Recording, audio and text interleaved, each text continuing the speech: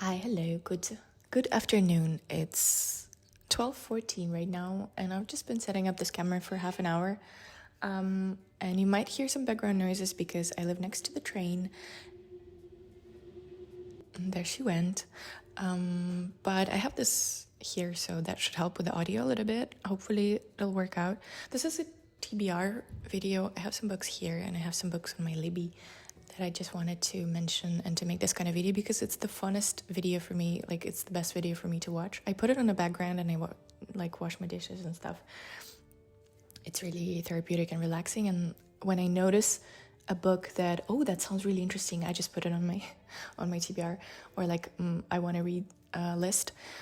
And yeah, and book shopping has been the most fun activity that I have for my free time right now. I live right next to the most amazing bookstore here, and I've just been going very often, too often I think. I don't buy books every time because I have all of these to read, and I really don't like when there's stuff that, like, it's really nice when you finish the book and then you go into the store and you pick the next read because it's going to be read right now and you're in the right mood for the next book, so to speak. Maybe I'm an overthinker, overplanner, I don't know. Tell me if that's something you also have and share with me. I'm pretty sure there must be people that feel the same way.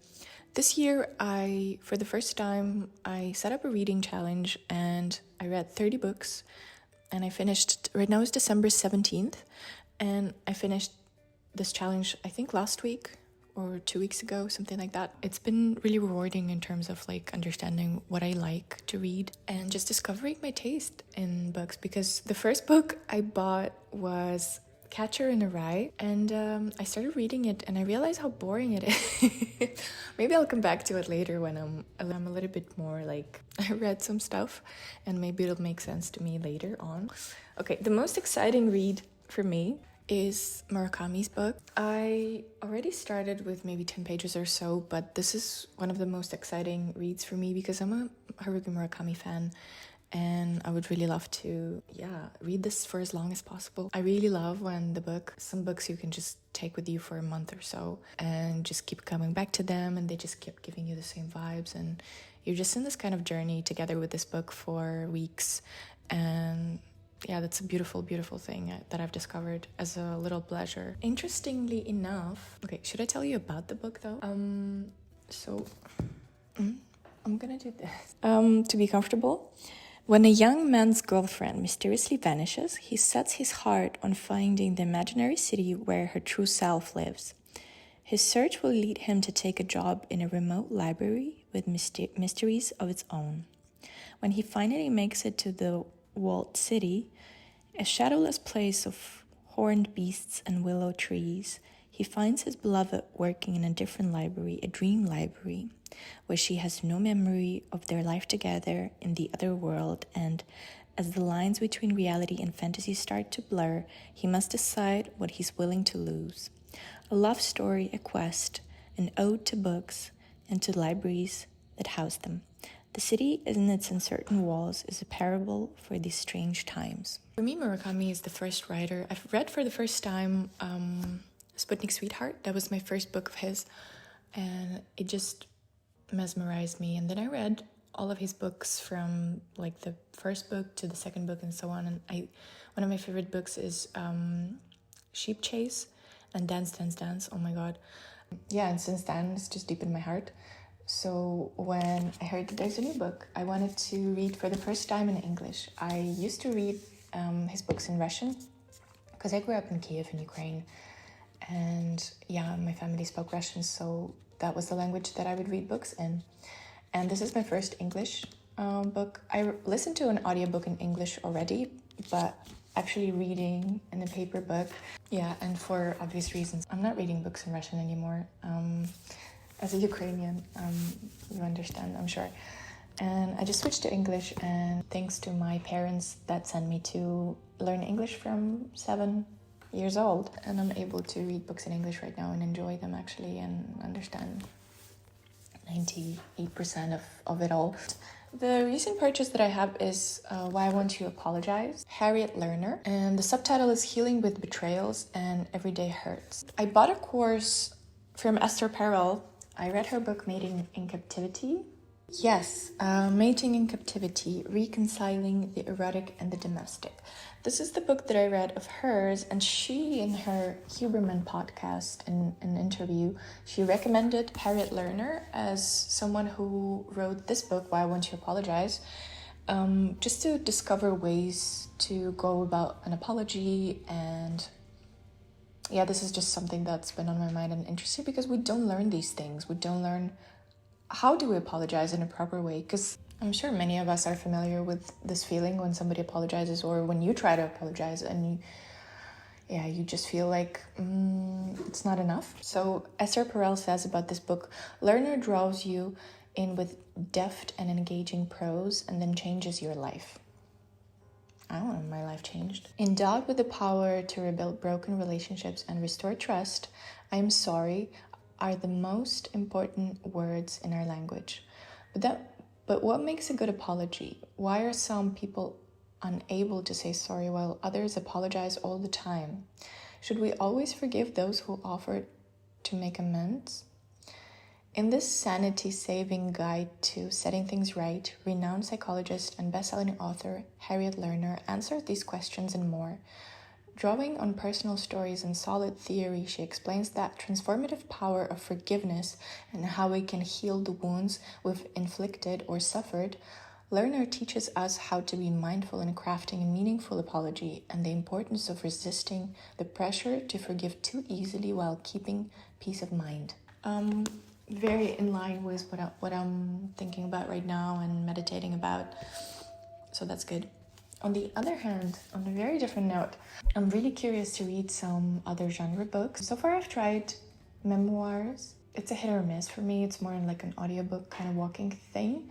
And I really want to try, this is fantasy. So for 2025, I would really love to try all different genres. For example, thriller, horror, fantasy, romance. And I really love Harry Potter. I'm not into like Hobbit and Tolkien as much. I'm talking about movies. I have not read those.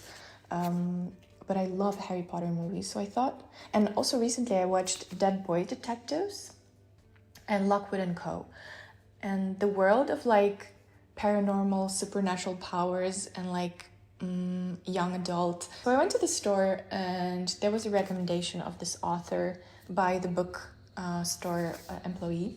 So this is a book, The House in the Cerulean Sea, by T.J. Klune.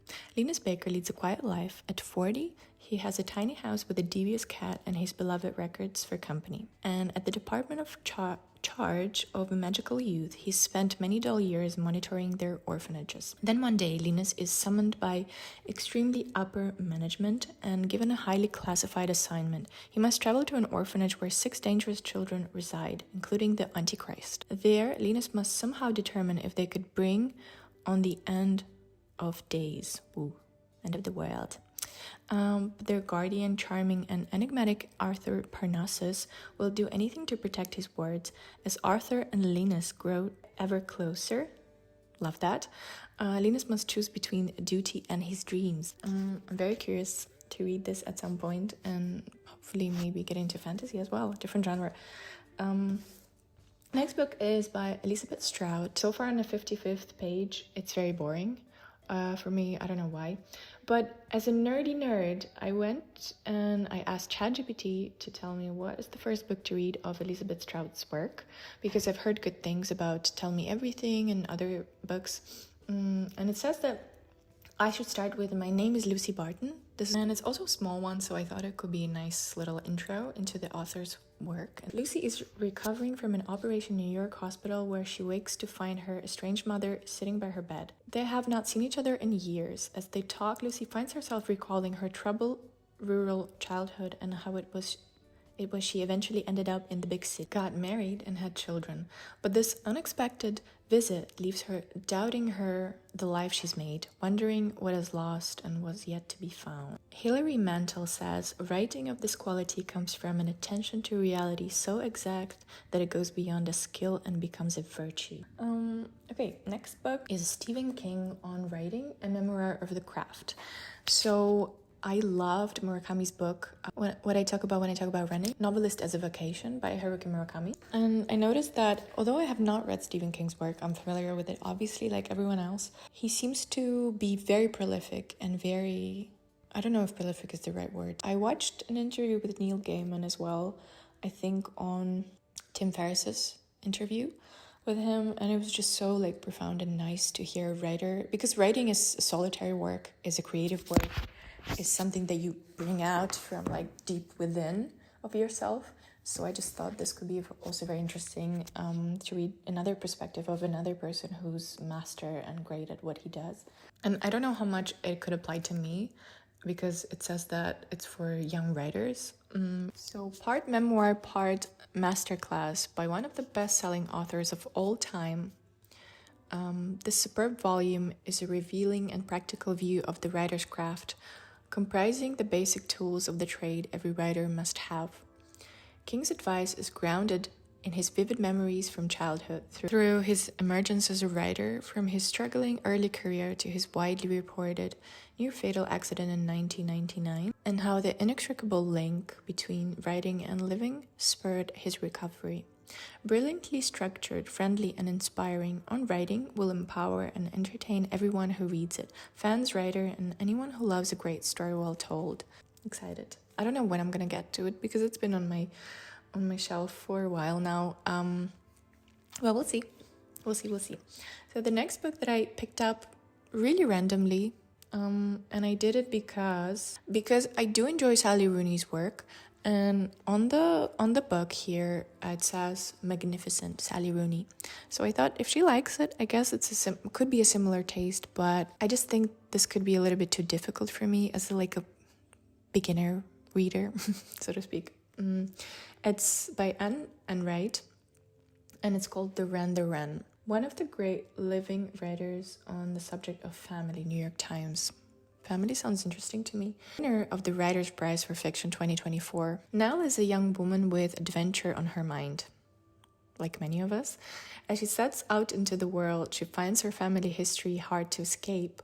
For her mother, Carmel, Nell's leaving home opens a space in her heart where the turmoil of a lifetime begins to turn. Over them both falls the long shadow of Carmel's famous father, an Irish poet, and beautiful words and brutal actions.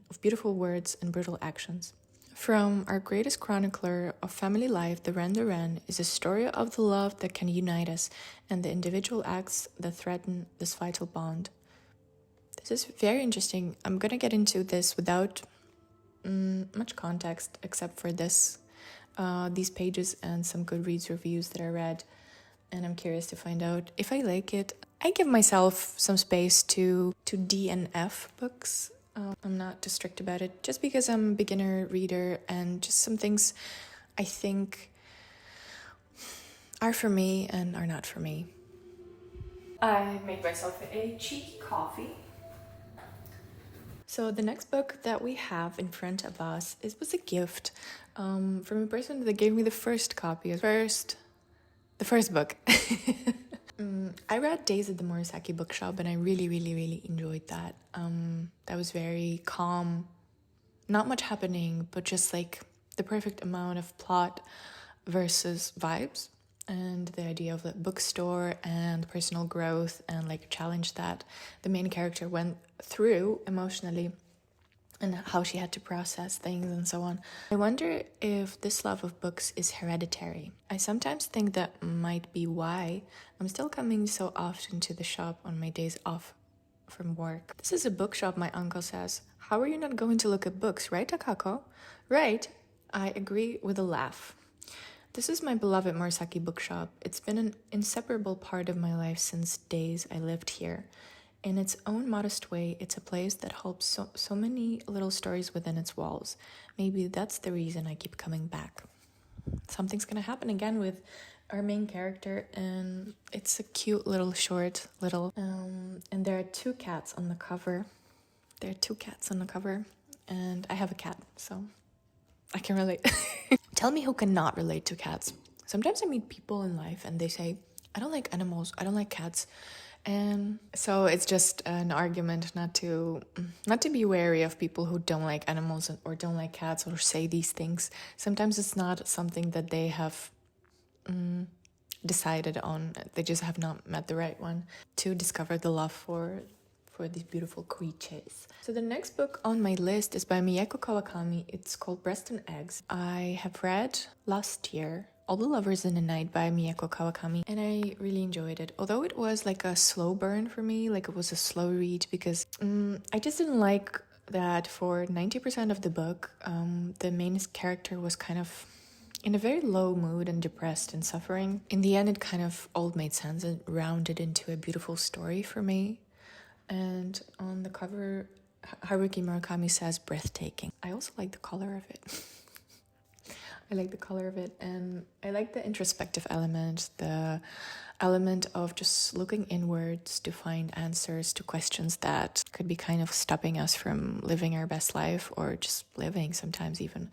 I'm really into this kind of subject. I think for my whole life I've been into this subject of personal, just like discovering who you are as a person and just getting to know yourself, to be honest. It just takes so long to get to know ourselves, and it's a beautiful thing. It's one of the like miracles and beautiful things in life, to get to know ourselves and meet ourselves and understand. Time. Best 10 books of 2020. New York Times Notable Books of the Year. On a sweltering summer's day in a poor suburb of Tokyo, we meet three women. 30-year-old Natsuko, her older sister Makiko, and Makiko's teenage daughter Midori. Makiko, an aging hostess, despairing over the loss of her good looks, has traveled to the city in search of the breast enhancement surgery she thinks will change her life. Accompanying her is Midoriko, who has recently stopped speaking. In Natsuko's rundown apartment, the three women slowly confront their individual anxieties as well as their relationships under the weight of Midoriko's vanishing silence. 8 years later, we are reunited with Natsuko. She is now a writer and finds herself on a journey back to her native city, returning to memories of that summer and her family's past as she faces her own uncertain future. A radical and intimate portrait of contemporary working-class womanhood. Breast and Eggs... That's my cat. Breast and Eggs recounts the heartbreaking journeys of three women in a society where the odds are stacked against them. I need to give him treats because he's demanding them. Yeah, it's time for treats. We have an understanding with him, so to speak. I love books about self-discovery of oneself, especially when it's female characters. It's something that, for example, I read All Fours this year, and it was like the best book of this year for me. I really love also older women, like older than me, who are just a character and living their life and discovering things. Even when you are older, you can still kind of rediscover yourself and understand yourself better. This is what I'm really, really into. So I'm hoping this is one of those. The last book on my physical TBR is, as I said, I want to get into genres. Even though I got this book at the beginning of this year and I have not picked it up. There's a TV show that I have not watched on Netflix. Everybody, I'm sure many people know this book, The Three Body Problem. Hey chat, how do I pronounce the name of the author of The Three Body Problem? Liu Cixin. And it's a science fiction genre? Yes, because I bought it in the science fiction section. Oh, I did read science fiction books. I read We by Yevgeny Zamyatin, and I really liked The Brave New World. I really, really like that book. I think it's a 5-star for me. It was very, very interesting. And the author, brain, not braining, Aldous Huxley. My friend told me she was reading it and she said it's amazing. So I'm going to do it. And she's also not a science fiction person, so I trust. Listening to Wild Geese by Sula Emanuel. Libby, says an Irish transplant and PhD candidate. I'm like, what?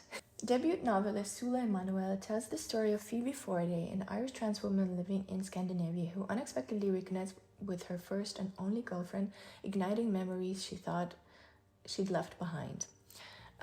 This is the book. I'm interested because I really like the cover in the bookstore. I thought it was beautiful and I was really curious about reading a Scandinavian book because I recently traveled to Copenhagen and it's just something, a world. Oh, I've watched a show that I really liked on Netflix that is a Danish show, Baby Fever. I found out that it's not a Danish author, it's an Irish author. So, but it's set in Denmark, in Copenhagen, right? Yes, it is. So just like the setting of Copenhagen just seemed very interesting for me. I recently, like 3 weeks ago, I was there for the first time in Copenhagen to check out the city. I was there with my mom. It was such a sweet little trip, like a little end of November kind of trip. And I'm also listening to Down the Drain by Julia Fox. I have heard amazing reviews, and recently I was with one of my friends in a bookstore together, and she said that she read this book and she said it was amazing. And I thought I should definitely do it, and I started already. Down the Drain by Julia Fox is a raw and candid memoir. Known for her bold personality and magnetic presence, Fox takes readers on an unfiltered journey through the turbulent upbringing, whirlwind romances, struggles with addiction, and rise to fame. With wit and an apologetic honesty, she explores themes of resilience, identity, and self-reinvention, painting a vivid portrait of a woman who refuses to be defined by her past. It's a gripping story of chaos, survival, and the pursuit of self-acceptance. It sounds very, very interesting. I don't know anything about Julia Fox except for that video where she's like, "Do you hate men?" No, you're lying. She's like, "Yeah." That's really good. Except for that, I know nothing about her. She looks fantastic on the cover, so she's a beautiful, beautiful person.